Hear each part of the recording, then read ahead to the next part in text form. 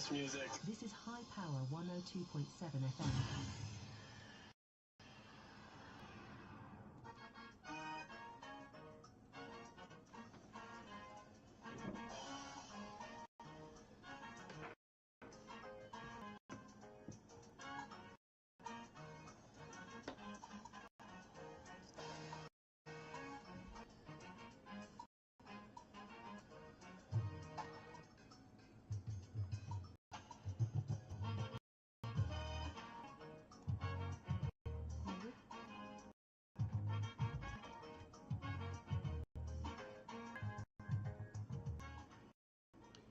Yes, a beautiful Monday morning to you, listeners out there. The program you're on to is In the Papers, a program review where we review and preview newspaper headlines and stories for your listening pleasure. I am Inioluwa and with me this morning is Florence. and this morning out with me the Old newspaper, the Punch newspaper, the Daily Post newspaper, and the Nation newspaper. We also have We have stories from the Hope newspaper this morning. We have stories from the Punch. We have stories from the Post, and we have stories from the Guardian newspaper. Yes, right about now we take a short break. When we get back, we'll give you headlines in the papers this morning.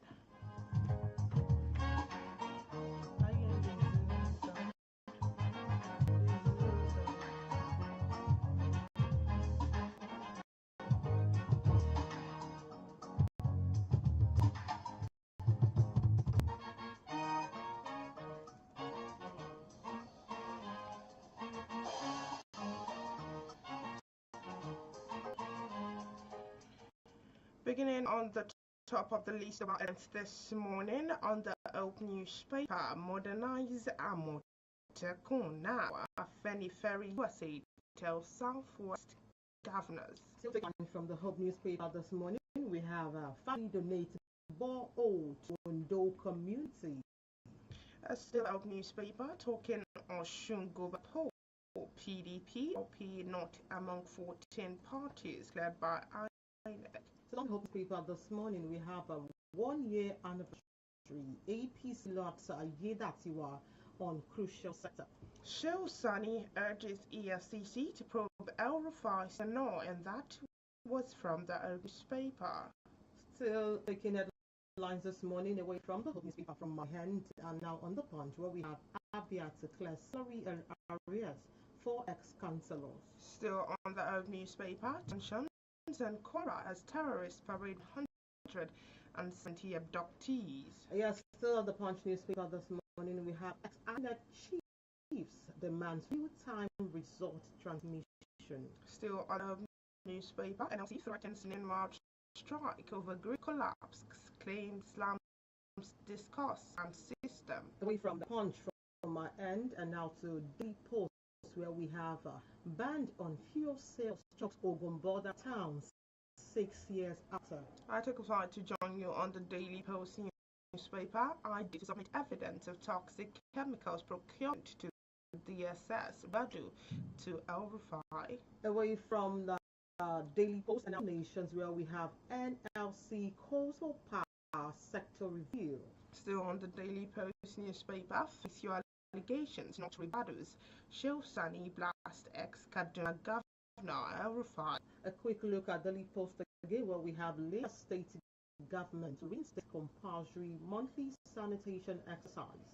Still on the Daily Post newspaper, talking e-transmission, Senate reveals while real time it was removed. And away from that and out of the Guardian, we have an NLC alleged federal government planning to settle the boys with 3 trillion naira electricity subsidy. Still on the Daily Post newspaper, ex-Yobe Commissioner Musa Dumburi dies at 80.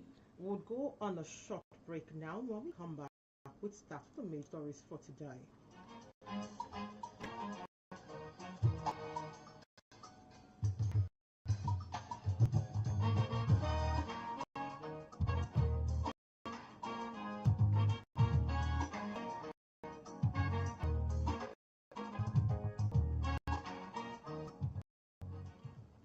Yes, welcome back. Like we said earlier, the program you're onto is in the papers from My Power 102.7 FM. Beginning on the list of our stories this morning from the Oak newspaper.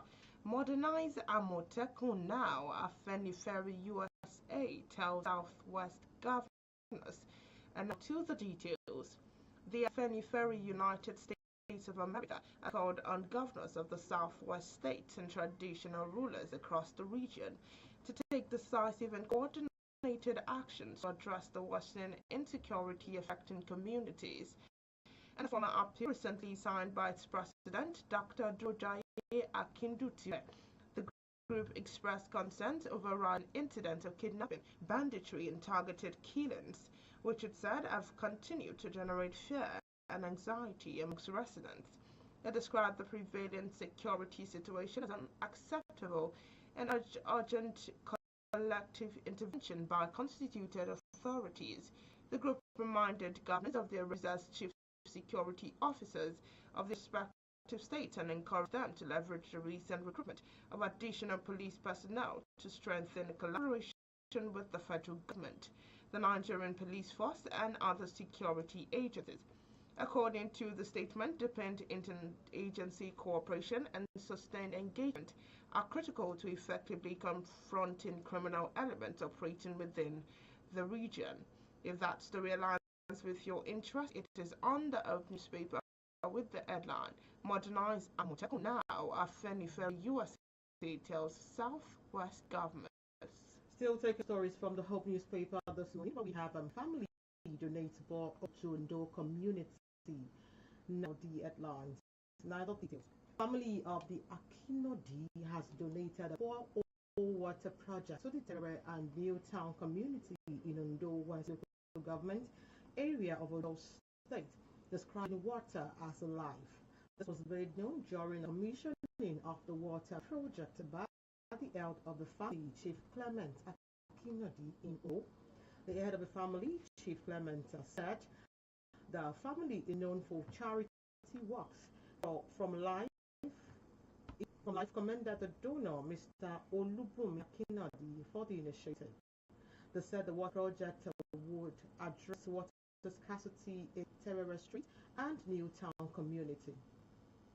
According to the donor, he said the project was made to the community to avoid water scarcity. He also said the project made crucial access to clean water for hundreds of residents. Also, noting that the vision was received from his grandmother, Chief Gabriel Akinodi.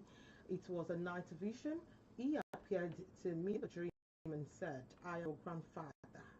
It was it, and that was it. I believe him and took the action immediately, and this is the evidence. He said the foundation aimed to help the less privileged in the society and also foster love and unity among family members, home and abroad. The donor explained that water is life, signifies that water is an essential, irreplaceable natural resources fundamental to survival and of all living organisms, ecosystem, and the human civilization. He noted that the water represents a basic need for hydration, food production, sanitation, and economic prosperity.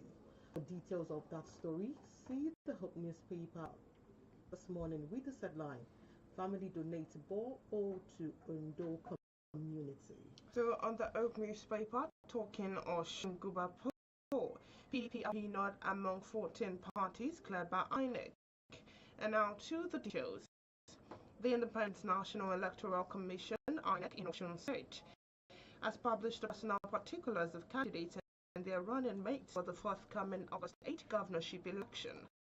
It also confirmed that only 14 political parties complied with nomination requirements as stipulated in Electoral Act 2022 as amended within the stipulated time frame. A press release issued recently by the Commission, it said the party successfully uploaded the names and credentials of their candidates following the conclusion of party primaries and the close of nomination window. A statement by Osun INEC Public Affairs Officer Mr. Musa Olode on behalf of Residential Electoral Officer Dr. Mutiu Agbuke indicated that People's Democratic Democratic Party, PD, and the Labour Party, LP, were conspicuously absent as they were not cleared for the contest. Olurode explained that only 14 political parties that successfully concluded their primaries and uploaded the name and particulars of the candidates within the Commission's stipulated timeframe would participate in the election. He said INEC hereby notifies political parties and general public that following the conclusion of political parties' primaries and close of the period for uploading the names and particulars of the candidates and their running mates, 14 political parties successfully complied with the Commission's requirement. Within the stipulated time frame, parties cleared to contest the August governorship election according to Olurode and Accord, A Action Alliance, AA African Action Congress, AAC African Democratic Congress, ADC African Action Democrat Party, ADP, and All Progressive Grand Alliance, APGA. If that story aligns with your interest, it is on the Up newspaper with the line Oshunguba PDP LP, not among 14 parties cleared by INEC. Yeah, still on Hot Newspaper this morning where we have APC Chief Lot Ayedatiwa on crucial sector. Now the details. Ahead of the Governor Ayedatiwa's first year anniversary in Ondo State, a chieftain of the Progressive Congress APC in Owo, Honorable Imoleyin, has applauded various projects in crucial sector being undertaken by the administration. The Honorable said an outline of several road projects to be commissioned by Ayedatiwa ahead of his February 24 first year anniversary had simply put naysayers out of business. Spoken in over the weekend while receiving members of the Imole Day Rescue Mission, a private group of the party who paid him a solidarity visit. According to him, the governor has ensured that no local government area is left out of his developmental drive. He said, and I quote, for instance, on the 19th of this month, Mr. Governor will commission 3 major road projects in our local government, as he will on the other days do in the remaining 17 local government area respectively. Therefore, all I can say about those saying that the governor has no project to parade is that they are idle and need to be educated and counseled. He also said the constituency 2 assembly hopeful in the area said Ayedatiwa had built confidence in our people that he was out to improve on their living standard. The party chieftain, who is currently the chairman of the dynamic leadership team for Tinubu community in Southwest, further commended Governor Ayedatiwa, who apart from embarking on several capital projects and attracting big investors to Ondo State, he has also been instrumental to the revival of some abandoned federal road projects in the state. He also further said that apart from the road construction, our amiable governor has also helped in making the federal authorities approve the construction of the Ibokoda Deep Sea Port and revalidate of license for the Gbagbo Bone Eat project. For details of that story, see the Hope newspaper this morning. Read this headline: APC Chief Lot Ayedatiwa on crucial sector achievements. Still on the Herb newspaper, Shehu Sani urges EFCC to probe El Rufai's tenure. And now to the details. A former Kaduna Central Senator, Shehu Sani, has called for a comprehensive investigation into the administration of ex-governor Nasir El Rufai, alleged financial impropriety, abuse of office, and widespread hardship during his tenure. Sani made this call in a press conference in Kaduna, urging security and anti-corruption agencies to probe what he described as mismanagement of public funds, running into hundreds of billions of naira between 2015 and 2023. He specifically called on the Economic and Financial Crimes Commission to act on reported indictment of the former governor by Kaduna State House of Assembly. The former lawmaker alleged that the state experienced hardship insecurity, demolitions, and human rights violations under El-Rufai's leadership, describing the era as one of the most difficult in the state history. Sani further questioned that he termed El-Rufai's democratic credentials, alleging that journalists, activists, clerics, and community leaders were arrested or detained during his administration. He further urged security agencies to intensify efforts to unravel the circumstances surrounding the disappearance of political activist Abubakar Idris, popularly known as Daddy Yata, who has been missing since 2019. The senator remarked followed recent comments by El-Rufai during an interview on Arise TV, where the former governor criticized the current administration, describing the criticism as contradictory. Sani noted that El-Rufai actively campaigned for President Bola Tinubu during the 2023 election. He further claimed that the former governor lost political relevance before leaving office, citing what he described as ruling party performance in parts of Kaduna during the last general election. He commended Governor Uba Sani for what he termed improvement in security, particularly in reduction of kidnappings, and urged residents to support ongoing political peace initiatives. If that story aligns with your interest, it is on the opening newspaper with the headline, Sani urges EFCC to probe El-Rufai's tenure. Now to the Punch newspaper from our end, where we have Abia class salary arrears owed by ex-councillor. Now the details. The Abia state government has announced plans to settle outstanding salary arrears owed to former local government councillors who served between 1999 and 2022.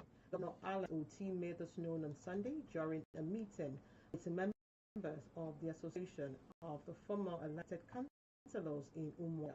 The governor stated that payment of the arrears accumulated under previous administrations would commence before the end of the month and would be settled in batches. He explained that the proposal on the arrears owed by former councillors was first brought to him. He was not aware of the issue involved, including ongoing court cases. Oti said that he insisted that his administration would address and resolve all inherited challenges because he believed that leadership should be about stewardship and not problem. Should be about stewardship, problem solving. He noted that leaders were elected to tackle existing difficulties. It also boils down to them to live up to their responsibility. Otis said that all government workers, whether core or not civil servants, including pensioners, deserves equal treatment and payment. He stressed that every laborer deserves his wages, affirming that his administration stands for justice and always uphold what is right and fair. The governor commended the association for withdrawing the case over the issue of unpaid salaries. He noted that some former councillors were his long-standing friends and assured of the councillors of equal treatment regardless of political affiliation. The governor directed the lawmaker representing the Isiala Ungwa North and constituency, Chief Ginger, and the Commissioner for Local Government Chieftaincy Affairs, Mr. Uzo Uwanchuku, to formalize the association structure. In their separate remarks, the Deputy Speaker of the House of Assembly, Mr. Austin, lauded the governor inclusive approach in addressing the matter. He urged councillors to mobilize support for the UT-led administration across the world. Also, the National Secretary to the Labour Party, Senator Darlington Nwankcha, commended the state government for addressing the councillors' concern. If that story aligns with your interest, it is on the pages of the Punch newspaper this morning. Read this headline and declare salary arrears owed ex-councillors. Still on the Up newspaper, tensions in Kwara as terrorists parade over 170 abductees. And now to the details. Tensions gripped Kaima local government area of Kwara State after a disturbing video released by terrorists surfaced online. The clip showed women and children said to have been abducted during the February 3rd attack in Moro neighboring Nuku communities. The footage, which began circulating recently, showed the victim arranged in a row in an unknown location. They were surrounded by armed men who spoke in Hausa while interrogating them. The terrorists are suspected to factions of the Jamaat Ali Sunnah Lidawati wal Jihad, reportedly led by Saidu Abubakar, aka Sadiku. In the video, two elderly women confirmed they were abducted from Kaima. The captors were heard asking women to identify their community, local government, and state. The women responded to Kaima and Kwara State. At one point, one of the terrorists accused the government of spreading propaganda by downplaying the number of abductees. The Odoms asked the victims to look at how the government was pushing propaganda by claiming that those abducted were between 25 to 30. The captives were then asked to state how many of them in custody. The women answered they were 174. However, in another part of the footage, one of the elderly women mentioned 176. A credible security source confirmed that the victims were among abductees from the state. Reacting, the Kwara State government said it was working with security agencies and stakeholders to analyze the video and verify the identities of those in it. In a statement, the Commissioner for Communication, Bolanle Olukoju, the government was concerned by the footage. He said, and I quote, the Kwara State government is deeply concerned over the disturbing video released by terrorists earlier, allegedly showing some persons taken during the tragic February 3rd attack on Woro community. Olukoju acknowledged that the anxiety the footage might generate among residents, noting security agencies were carefully review it. She explained that varying accounts of number of abducted persons made it difficult for the government to announce the definite figure. Olukoju also clarified that some people initially reported missing have since been reunited with their families, while others might have temporarily relocated to neighboring communities such as Wawa and Ubusa in Niger State. If that story aligns with your interest, it is on the old newspaper with the headline, Tensions in Kwara as terrorists parade over 170 abductees. You're still on to In the Papers on your darling station, IFR 102.7 FM. We'll go on a short break. When we come back, we continue the rest of the stories.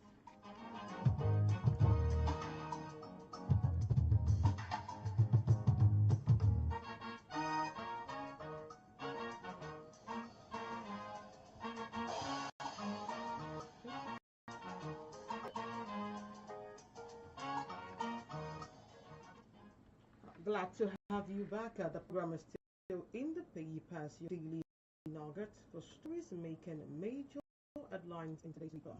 You're still on the Punch newspaper. We have ex-INEC chiefs demands real-time result transmission as NASS panel meets. Now the details. The former official of the Independent National Electoral Commission has intensified calls for the mandatory real-time electronic transmission of election results.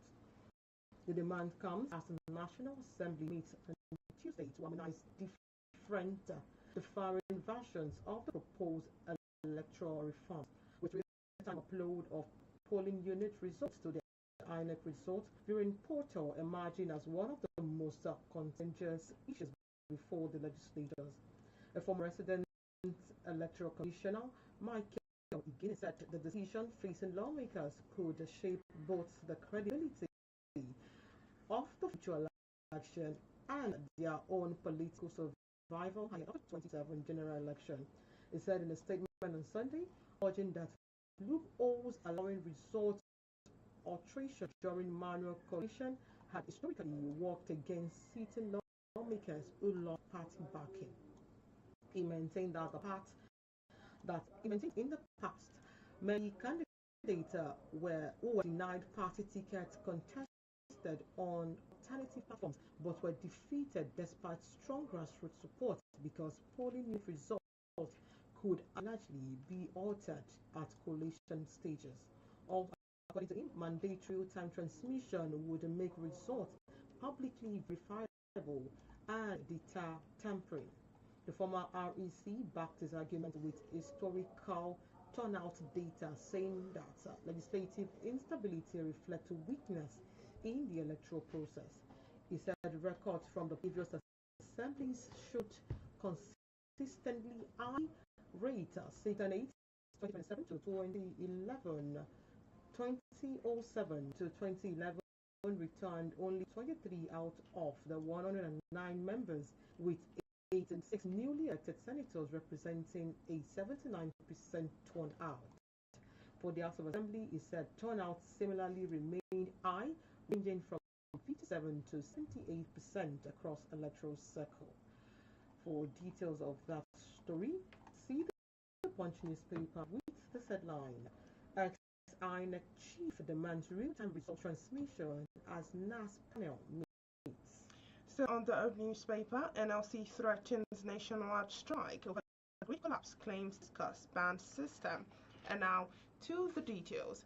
The Nigerian Labour Congress, NLC, has threatened a nationwide industrial strike over the recruiting collapse of the country's electricity grid, declaring that more than a decade after privatization, the sector has delivered darkness, exploitation, and economic pain. The Labour Union also described the classification of consumers into band A, B, and C, and institutionalized extortion.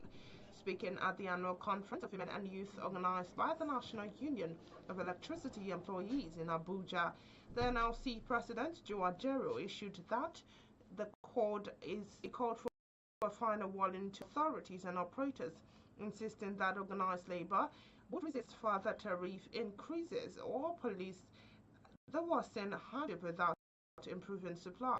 He lamented that over 10 years after the unbundling and sale of power holding company of Nigeria's successor firm, electricity generation has remained between 4,000 and 5,000 megawatts, nearly the same level recorded before privatization, despite rising population and industrial demand. Describing the situation as just shameful, Ajero called for the comprehensive review of the sector. That story aligns with your interest. It's on the Oak newspaper with the headline: NLC threatens nationwide strike over grid collapse, slams discourse band system. A quick look at Daily Post, where we have a ban on fuel sales strokes Ogun border town 6 years after. Now the detail. It's exactly 6 years and 2 months since the administration of the Nigerian late former President Muhammad Buhari banned the supply of petroleum products to filling stations located within 20 kilometers of Nigerian land borders.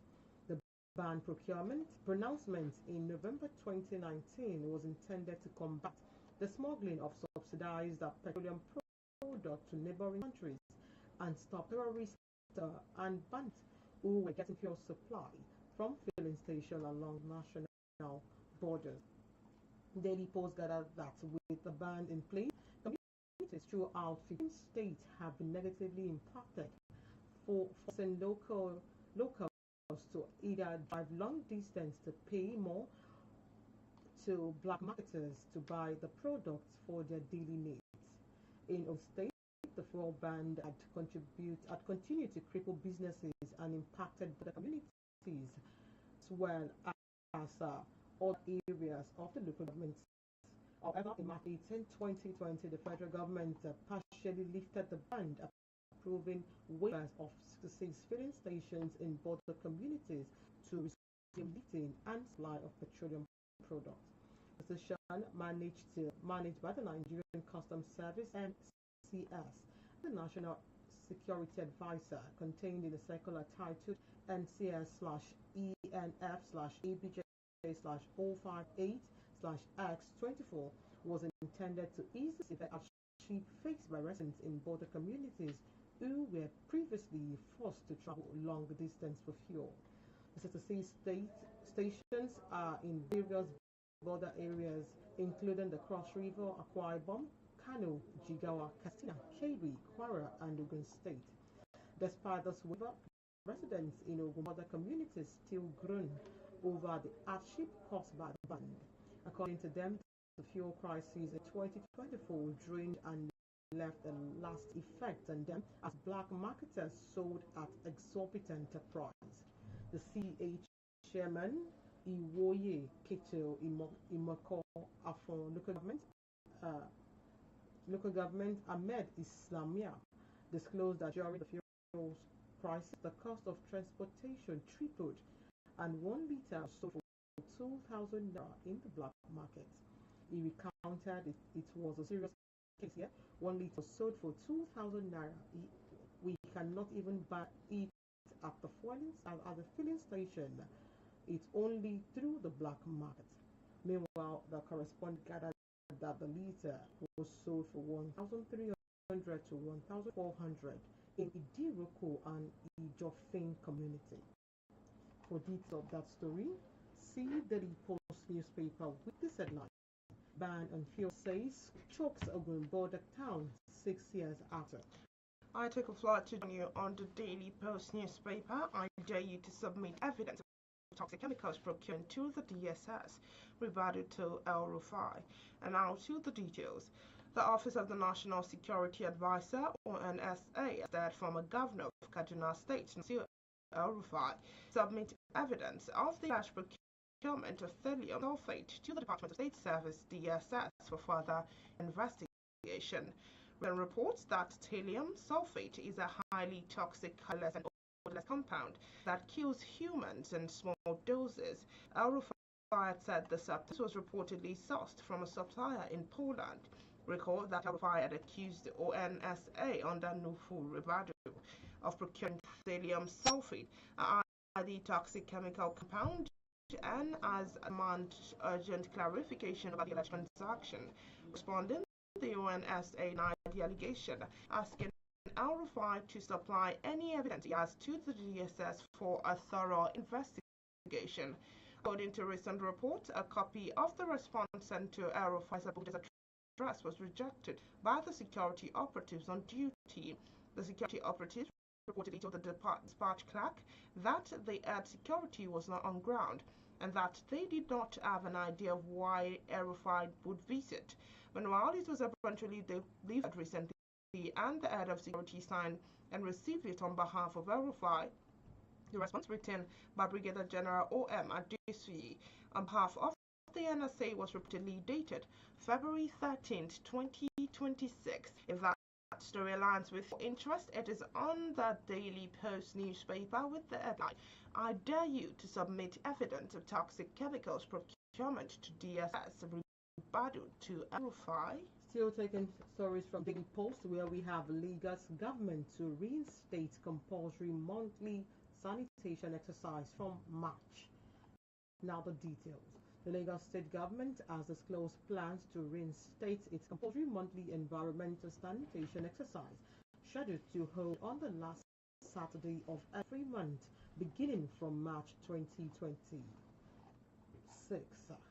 The government also expressed satisfaction with the pace of work on the Lagos Island regeneration and the flooding project, while urging residents to take personal responsibility for cleanliness rather than waiting for official enforcement or movement restrictions.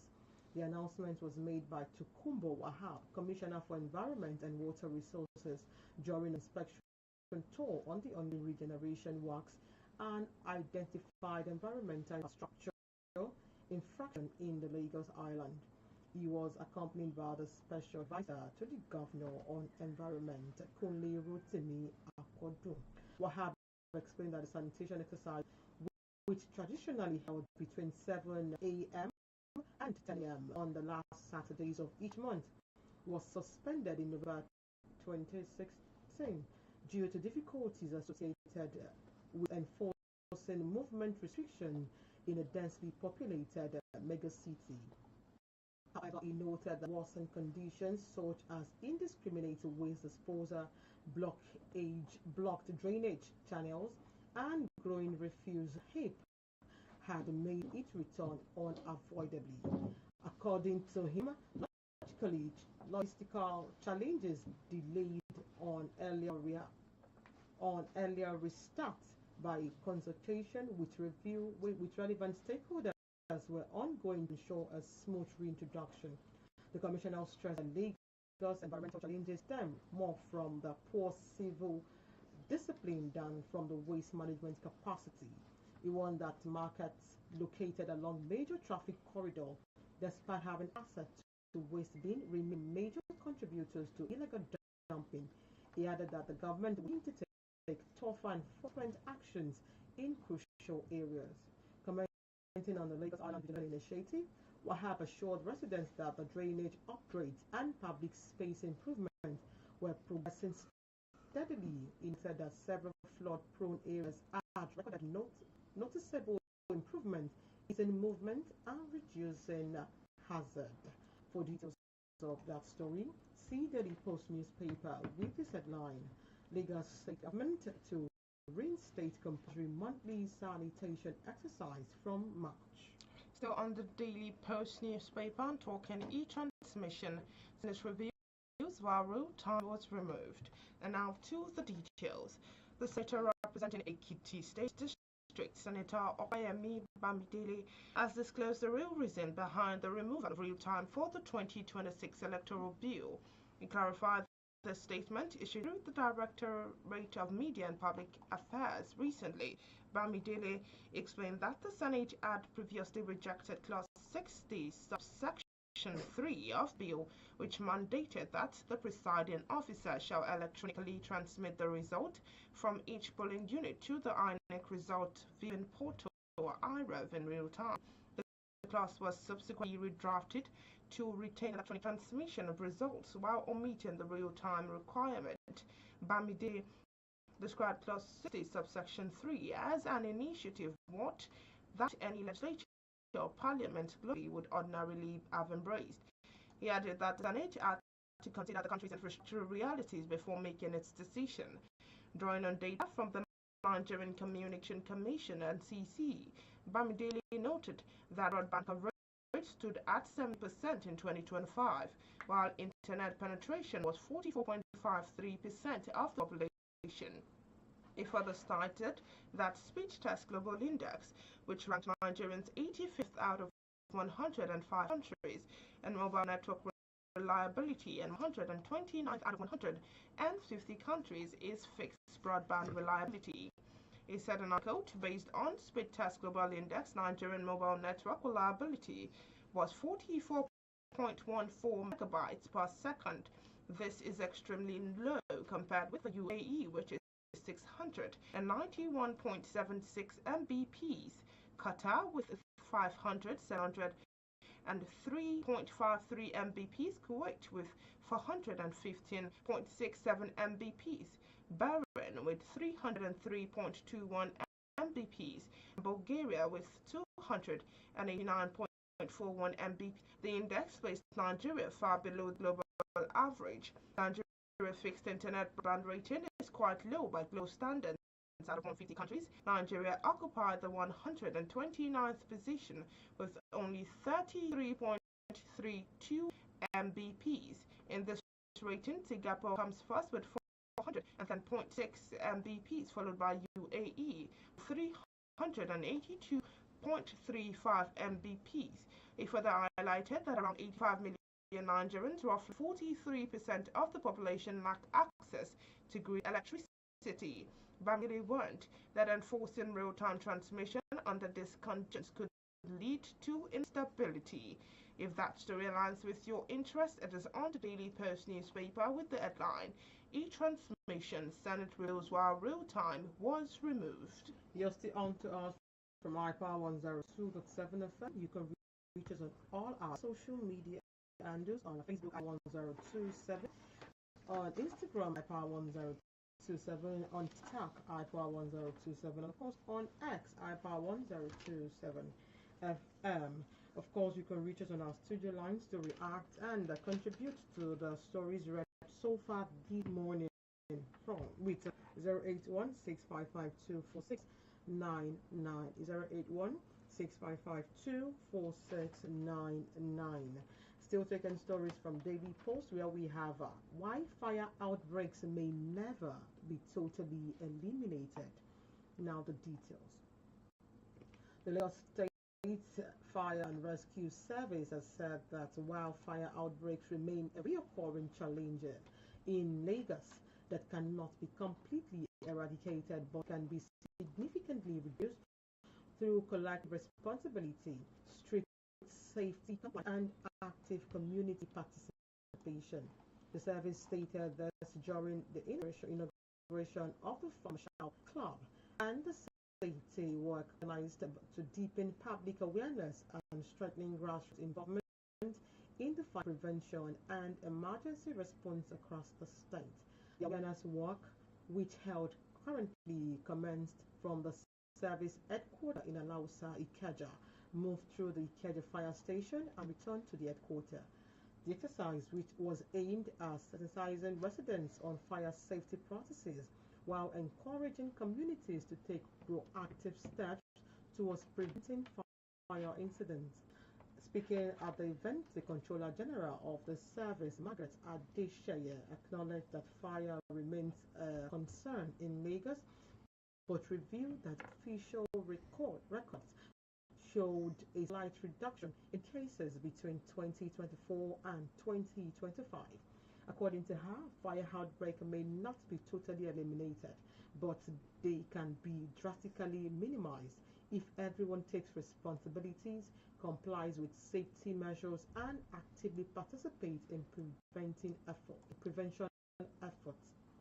Adeshaya explained that the fire marshal system is a globally recognized community-based volunteer structure designed to strengthen fire prevention and emergency preparedness at the local level. She said the establishment of fire marshal in markets, commercial centers, and neighborhoods across Lagos State would significantly enhance early response and safety awareness. She added that empowering residents through training and awareness would bridge the gap between emergency responder and communities, especially in dense populated areas. Also speaking at the event, the General Manager of the Lagos State Command and Control Center, Mr. Femi Giwa, stressed the need for strong interagency collaboration in emergency management. Giwa said the Fire Marshal initiative aligned with the TMS Plus agenda of Governor Babajide Sanwo-Olu, noting that a trained fire marshal would serve as the first responder and vital link between their communities and emergency agencies. Fire safety experts and health and the safety advocate Dr. Julius Agbo also commended the initiative, describing it as a strategic support system for the state government's emergency response framework. For details of that story, see Daily Post newspaper with this line: why fire outbreak may never be totally eliminated, says the Lagos Fire Service. Still on the opening newspaper, ex-Yobe Commissioner Musa Dumburi dies at 70. And now to the details. Alhaji Musa Dumburi, a former Yobe State Commissioner for Agriculture and one-time Commissioner for Environment, is dead. He died at the age of 70. Senator Musa Mustafa, representing Yobe East, confirmed Dumburi's death recently through a statement on his Facebook page. The statement reads, and I quote, the news of the sudden death of the former Commissioner for Agriculture and one-time Commissioner of Environment, Alhaji Musa Maina Dumburi, greatly saddens my heart. Mustafa described Dumburi as a brilliant agriculturist, hardworking, dependable, and highly resourceful technocrat, emphasizing his lifelong dedication to development of the Yobe State, particularly in agriculture. He said even at the age of 70, Alhaji Musa Dumburi exuded an unparalleled passion for progress in Yobe State, and most particularly in agricultural sector, where he had an accomplished career and held several positions that had to direct bearing on farming activities in Yobe State. The senator extended condolences to Dumburi's family, friends, political associates, and the people of Yobe State, while praying that Allah mercy upon his soul. Born 26 April 1956 in Dumburi town, Yobe State, Dumburi demonstrated leadership and talent from a young age. If that story aligns with your interest, it is on the Daily Post newspaper with the headline, ex-Yobe Commissioner Musa Dumburi dies at 70. A quick look at the Guardian newspaper this morning, where we have NBC to bridge education and employability gap with youth empowerment scheme. Now the details. The Nigerian Bottling Company has reaffirmed its determination to bridge the gap between education and employability in the country by sustaining a flagship youth empowerment program. The initiative provides hand-on learning, real-work insights, and access to career-shaping opportunities for young Nigerians. The statement from the organization said that, that this year's rollout would expand to more tertiary institutions, including the Federal University of Technology, Akure Futa, after a successful 2025 tour that reached 7 cities across the country. Participants in the 2026 program would receive training across the key modules designed to support personnel, professional, and business growth, including business life skill, adaptability and resilience, financial literacy, customer service and communications, sales and negotiation skills, and workplace ethics. The session will also feature breakout workshops on business planning, project management, and time management, alongside the director's grant pitch petition, where participants can pitch their ideas for the chance to win business funding. In addition to skill development, NBC's people and culture team will be present throughout the program to identify outstanding talent for future opportunities within the organization, further strengthening the connection between learning, employment, and long-term career. One of the participants at the UNILAG training place, Walilat Adedogun, who received a cash grant through the director grant pitch competition to support our small business. Youth Empowered gave me more than training. It gave me clarity and confidence. Winning the grant means I can finally take my business idea from a dream into something real.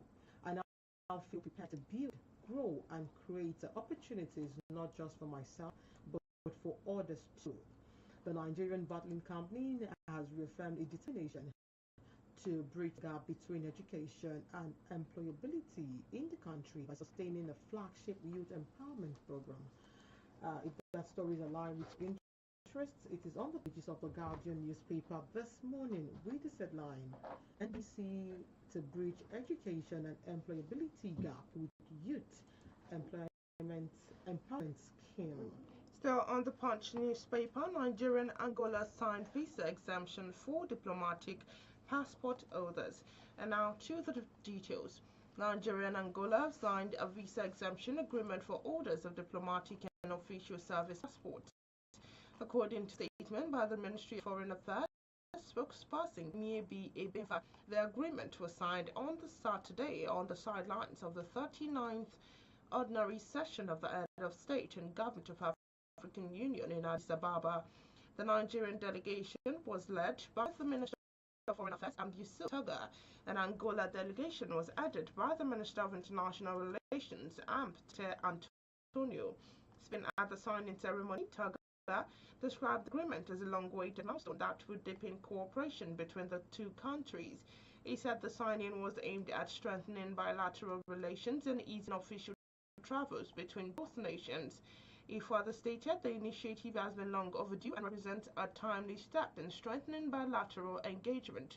He explained that visa exemptions would enable holders of diplomatic and official service passport to travel more freely between the two countries.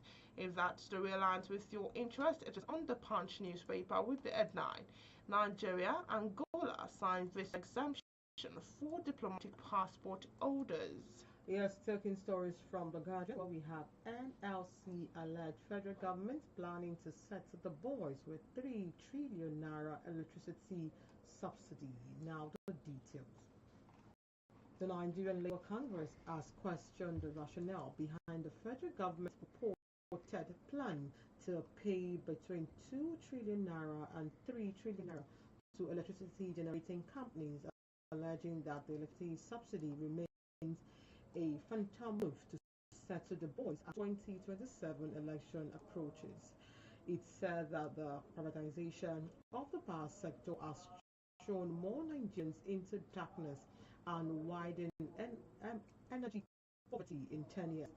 Meanwhile, sparking fuel at the Senate Committee on Finance as lawmakers openly confronted the management of the Nigerian Bulk Electricity Trading PLC over what they describe as outrageous electricity bidding practice and systematic unfairness in power sector. The NLC President Joe Ajaero at the National Union of Electricity Employees yearly conference of women and youth in Abuja over the weekend insisted that there was no justification for such a massive bailout to private firms that have failed to deliver. While he issued a scorching indictment of the present power sector regime, Ajaero called on an immediate and comprehensive review of the sector. Instead, that the state must return the power sector as a social service if it must make progress as a nation. Cited global instances that show that no nation has successfully run its electricity sector purely as a profit-driven enterprise without inflicting hardship on its citizens, thereby calling on immediate return of the state as a primary driver of the power sector. Noting that electricity was not a luxury for the rich, the NLC bar said it was a social service essential for national development. He emphasized it was only the state that could bear the huge capital investment required and the longer gestation period for return. Claiming that the private sector has failed, he said it was time to take back the power for the people. While he recalled for a people's power roadmap, Ajaero acknowledged the new Electricity Act, which devolves power to the state, warning that decentralization alone was not a magical wand. According to him, for details of that story, see the pages of the Guardian newspaper with this headline: NLC and the government planning to set the board with 3 trillion electricity subsidy. Yes, still on the Punch newspaper, Mia T. Allah denies criminal links, 6 UK bill review. And now to the details. Mia T. Allah Breeder Association of Nigeria has denied any involvement in banditry, terrorism, kidnapping, and Rosin, and insisting it has never condoned violent activities in Nigeria. National President Alhaji Baba Ngezami made the statement in Abuja while addressing a news conference monitored by newsmen. The Nigerian Religious Freedom and Accountability Act of 2026 before the United States Congress. The bill introduced the U.S. House of Representatives by Reps. Chris Smith, Riley Moore, Brian Marsh, and Bill Uzela recommends Mr. now set freeze under the Global Magnitsky Human Rights Accountability Act against individuals, entities, including MACBAN, accused of involvement in religious freedom abuses. The statement reads, I quote, the Department of State and Department of Treasury should impose targeted sanctions, including Mr. bans that set freeze under the Global Magnitsky Human Rights Accountability Act on individuals and entities responsible for severe religious freedom violations, including Fulani ethnic nomad militias in Nigeria. Rabiu Musaka, Council, former Kano State Governor, Miyeti Alakatu Breeder Association of Nigeria and MACBAN, and Miyeti Alakuta whole part of the bill read. Reacting, Ngazama said no court in Nigeria or abroad had ever convicted or indicted the association for criminal or terrorist activity. Yet in our court, while we acknowledge the sovereign right of the United States to deliberate on religious freedom and human rights, we are concerned by narrative linking MACBAN with terrorism. We categorically reject such insinuations as false, unfounded, and injurious to integrity of the duly registered national association, he said. If that story aligns with your interest, it is on the Punch newspaper with the headline, Mia T. Allah denies criminal links, 6 U.S. bill review.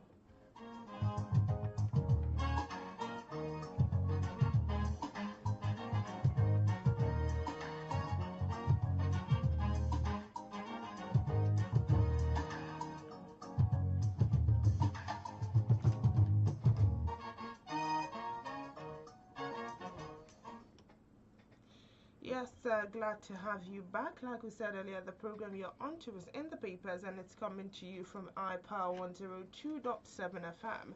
For comments and contributions, you can reach out to us on 0816 552 4699. 0816 552 4699. The time has come to call it a wrap on the program this morning.